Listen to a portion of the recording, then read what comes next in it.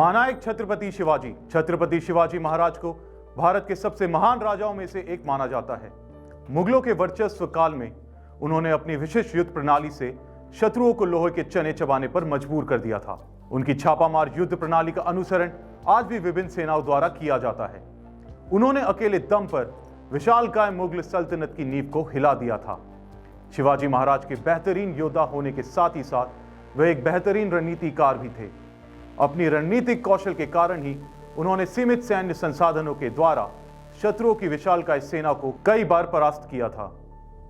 शिवाजी महाराज गुरु रामदास से धार्मिक रूप से प्रभावित थे, जिन्होंने अपनी मातृभूमि पर उन्हें गर्व करना सिखाया था।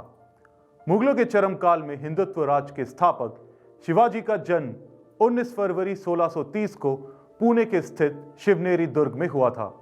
आइए जानते हैं सनातन धर्म आधारित स्वराज के संस्थापक महानायक शिवाजी के जीवन से जुड़ी दो महत्वपूर्ण घटनाएं, जिन्होंने उनके वर्चस्व को स्थापित करने में महत्वपूर्ण भूमिका निभाई थी। अपने ही छल से पराजित हुआ अफजल। शिवाजी का साम्राज्य विस्तार सदैव उनके शत्रुओं की आंखों में खटकता था। इसी कारण मुगल सल्तनत हमेशा ही उनके खिलाफ साजिश में जुटी रहती थी। ऐसी ही एक साजिश मुगल बादशाह आदिल शाह ने भी उनके विरुद्ध की थी। इस जानलेवा षड्यंत्र के तहत बादशाह आदिल शाह के सरदार अफजल खान ने छल पूर्वक शिवाजी को समाप्त करने की योजना बनाई। दरअसल अफजल खान बीजापुर की आदिल शाही हुकूमत का सबसे खूंखार लड़ाका था।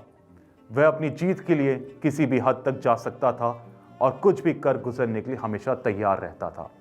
बीजापुर और मराठों के बीच हुई लड़ाई में आदिल शाह की मां ने मराठों पर कब्जा करने के लिए अफजल खान को भेजा था।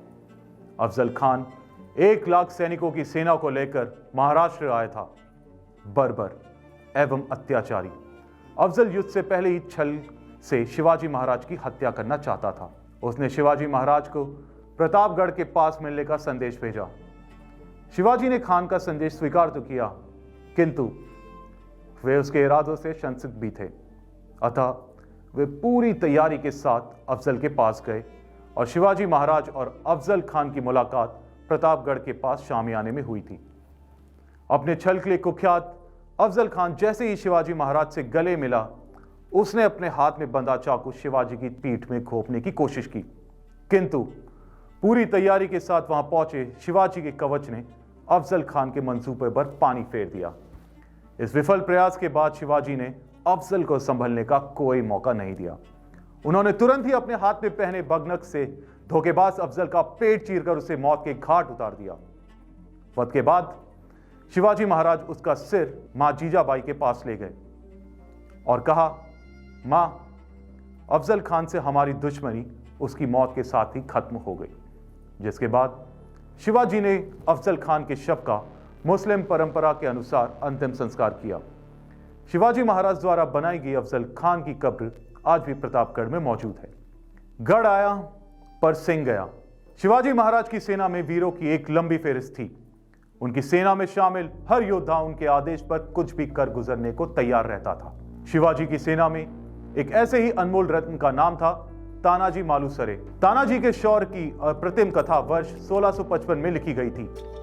यह बहादुरी की एक ऐसी अद्भुत दास्तां है जो एक कहावत के रूप में अमर हो गई। दरअसल पुरंदर की संधि के कारण शिवाजी महाराज को कौंधाना किला मुगलों को देना पड़ा था।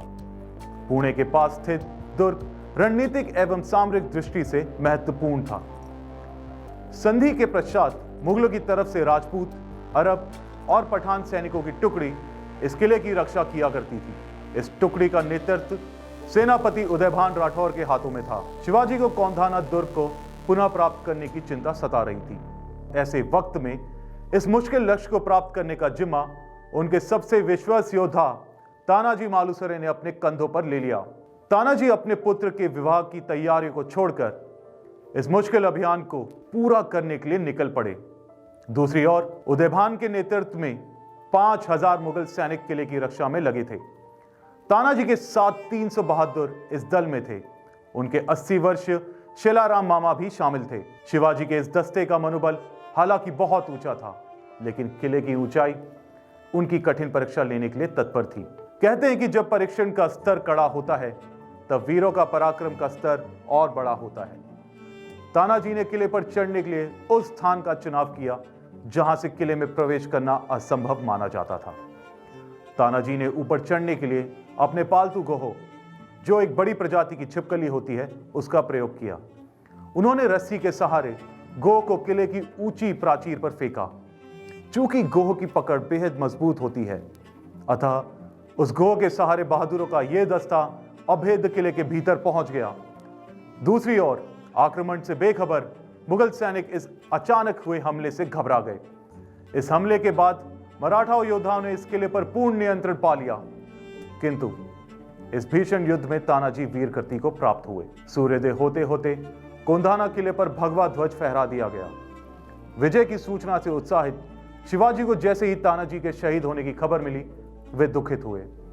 इस हृदय विदारक समाचार को सुनकर उनके मुख से निकल पड़ा, गढ़ आला पण सिंह गेला, अर्थात गढ़ तो आया लेकिन सिंह चला गया। उन्होंने तानाजी के सम्मान में कोंधाना किले का नाम सिंहगढ़ किले के रूप में बदल दिया, क्योंकि वे तानाजी को सिंह कहा करते थे।